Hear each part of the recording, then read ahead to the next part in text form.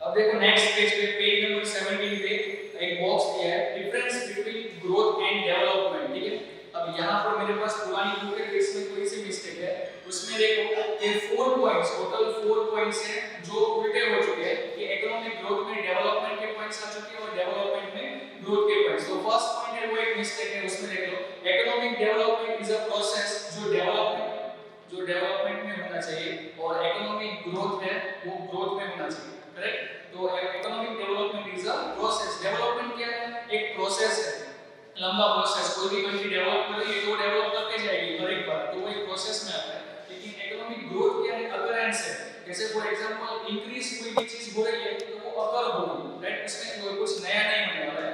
उसमें second point है economic development is a quantitative and qualitative changes takes place. अब development में मैंने जैसे आपको पहले समझाया क्या होगा, क्वांटिटेटिव चेंज भी होगा और क्वालिटेटिव चेंज भी होगा। क्वांटिटी मींस कोई भी चीज बढ़ना, इंक्रीज होना, और क्वालिटेटिव मींस उसकी क्वालिटी अच्छी होना प्लस उसका इंक्रीज होना, राइट। अब इकोनॉमिक ग्रोथ में क्या होगा, सिर्फ और सिर्फ क्वांटिटेटिव चेंज होगा।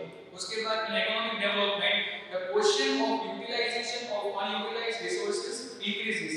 अनयूटिलाइज्ड रिसोर्सेज मतलब क्या, कि जो भी रिसोर्सेज यूज नहीं हुए हैं उनको यूटिलाइज करना, वो किसमें आएगा, इकोनॉमिक डेवलपमेंट में। और इकोनॉमिक ग्रोथ में क्या है, जितने भी हमारे पास अवेलेबल रिसोर्सेज है उनको डिस्ट्रीब्यूट करना लोगों में, right. Now the concept of economic development is related to developing countries. अब इकोनॉमिक डेवलपमेंट है, राइट, वो किससे रिलेटेड है, डेवलपिंग कंट्रीज। डेवलपिंग कंट्रीज मतलब कि जैसे कि इंडिया जो डेवलप हो रहा है लेकिन डेवलप नहीं है अभी तक। डेवलप कंट्रीज कौन सी होगी, अमेरिका जैसी है वो डेवलप कंट्री है, इंडिया है वो डेवलपिंग, और जैसे पाकिस्तान और वो सब कंट्रीज किसमें आएगी, अंडर डेवलप्ड कंट्रीज में, राइट।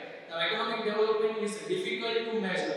Economic development है वो difficult है measure करने में, लेकिन economic growth क्या होती है, वो easy है। क्यों easy है, क्योंकि मैंने आपको समझाया economic growth मतलब क्या, per capita income और national income दोनों को हमें measure करना है और हमें economic growth मिल जाएगी। लेकिन economic development में हमें सारे factors include करने पड़ेंगे।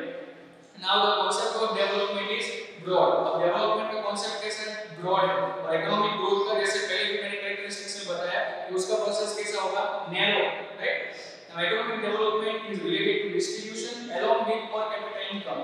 तो economic development में per capita income नहीं होगा, प्लस लोगों में कितना इनकम डिस्ट्रीब्यूट हो रहा है उसके बारे में भी हमें इसमें पता चलेगा। लेकिन economic growth में क्या आएगा, सिर्फ और सिर्फ per capita income and national income included होगा।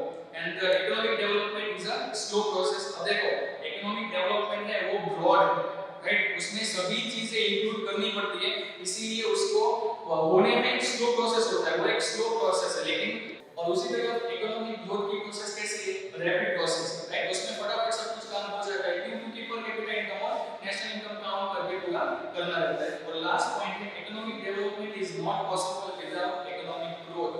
देखो एक फार्मर जिसका एग्जांपल दिया था फार्मर का, जिसने क्रॉप्स इस साल ग्रो किए तो नेक्स्ट साल उससे ज्यादा क्रॉप्स ग्रो किए लेकिन उसकी क्वालिटी अच्छी है, तो वो एक डेवलपमेंट हुआ। तो डेवलपमेंट में क्या है, ग्रोथ भी हुई और क्वालिटी भी हमें मतलब डेवलप भी हुआ। तो इकोनॉमिक डेवलपमेंट में क्या होता है, इकोनॉमिक ग्रोथ इंक्लूड होता है, और economic growth is possible without economic development. और दूसरा, अगर कोई फार्मर है जिसने सिर्फ क्रॉप्स ग्रो किए हैं लेकिन उसकी क्वालिटी इंक्रीज नहीं हुई है, राइट, तो वो क्या हुआ, इकोनॉमिक ग्रोथ। तो वहां पर डेवलपमेंट होना जरूरी नहीं है, वहां पर सिर्फ क्या हुआ, सिर्फ और सिर्फ ग्रोथ हुई, ठीक है। तो ये सारे पॉइंट्स हमने इसमें इंक्लूड किए, ये था डिफरेंस बिटवीन इकोनॉमिक ग्रोथ और इकोनॉमिक डेवलपमेंट, ठीक है। अब हम आगे पढ़ने वाले हैं कि इकोनॉमिक ग्रोथ और डेवलपमेंट हम मेजर कैसे करेंगे, ठीक है। तो पीछे अगर हम देखें,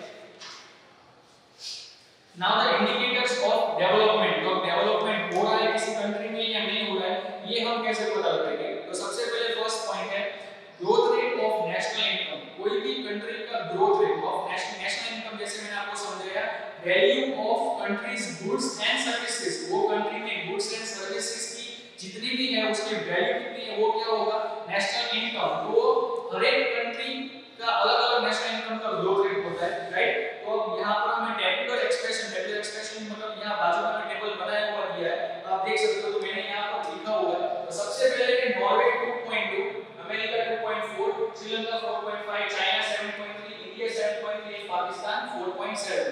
तो अभी आप सोच रहे होंगे कि सर इंडिया का 7.3 और अमेरिका जो डेवलप है उसका 2.4 क्यों, इतना कम क्यों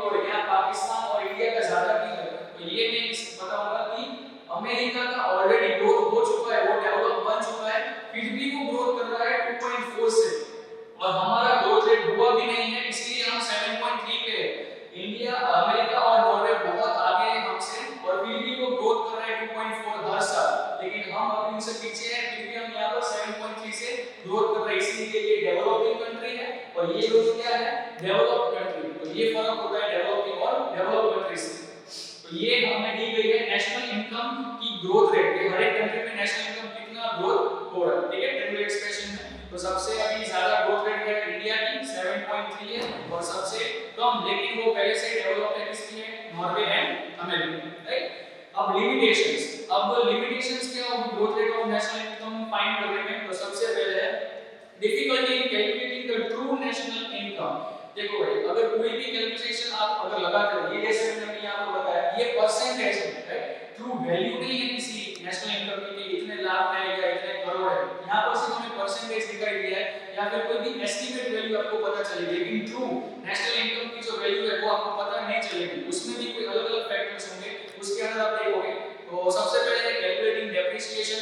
कोई भी कंट्री में जितनी भी मशीनरीज हो या कोई भी गुड्स हो, उसकी डेप्रिसिएशन कैलकुलेट, सारे गुड्स की डेप्रिसिएशन कैलकुलेट करना क्या होगा, इम्पॉसिबल होगा।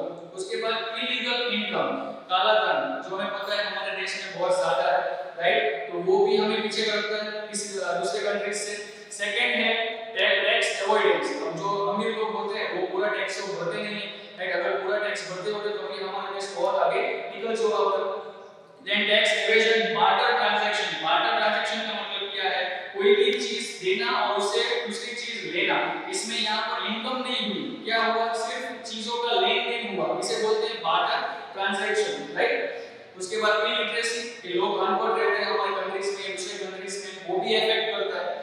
Employment of persons in more than one occupation. अब कोई भी एक इंसान एक जॉब कर रहा है और वो दूसरी जगह भी जॉब कर रहा है, तीसरी जगह भी जॉब कर रहा है, तो उसमें भी डिफिकल्टीज हो जाएगी नेशनल इनकम कैलकुलेट करने में, राइट। तो ये सारे फैक्टर्स हैं फर्स्ट पॉइंट में।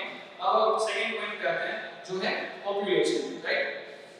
अब पॉपुलेशन देखो, पॉपुलेशन सबसे ज्यादा इफेक्ट करता है कोई भी कंट्री की नेशनल इनकम में। जैसे हमारी कंट्री का अगर पॉपुलेशन इंक्रीज हो रहा है, बहुत सारी पॉपुलेशन बढ़ती जा रही है, लेकिन नेशनल इनकम उतनी नहीं इंक्रीज हो रही, तो भाई समझ लो कि कुछ ना कुछ तो गड़बड़ है, क्योंकि लोग बढ़ रहे हैं लेकिन लोग पैसे कमा रहे हैं तो जा कहां रहे हैं, राइट, वो हमें पता नहीं चल रहा है। तो पॉपुलेशन इंक्रीज हो रही है तो साथ में नेशनल इनकम भी ज्यादा होनी चाहिए। अगर पॉपुलेशन इंक्रीज हो रही है और growth rate of national income कम है, तो मतलब कि समझ लो कि अभी आपकी कंट्री डेवलप हुई नहीं है, राइट।